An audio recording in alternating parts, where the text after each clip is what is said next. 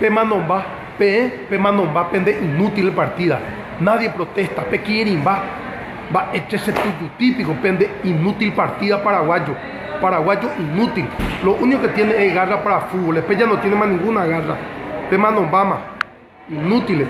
Xavi, también va a 40 millones le hace sueldo. Ahí ponete mamá. Acá, por favor, mi amor.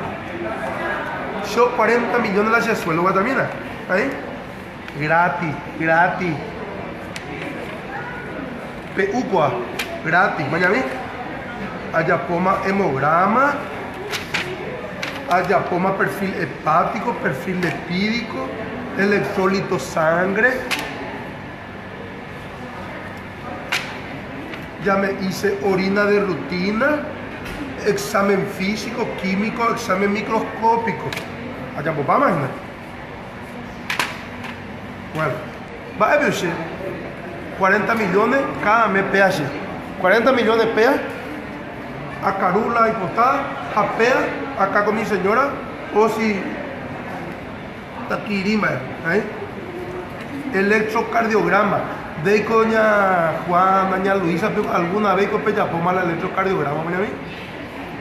Hoy corporal ese corazón, gratis, de la repagante, inútil. Y ahora me voy a hacer examen de tórax, gratis. Porque soy un mangú.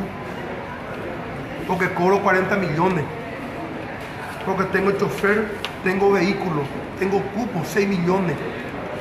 Y cuando yo planteé bajar a 10 millones, ¿dónde están ustedes? Va a ver. Tienen que ir a hacer a las 5 de la mañana fila en IPS. Vayan a hacer un poco fila en el puesto de salud a las 6 de la mañana. Y después me dicen sí, ¿por qué yo me enojo? Realmente, mi amor, vámonos nosotros a Grecia. Mi amor, ¿sí? La criatura quiere conocer París. Total.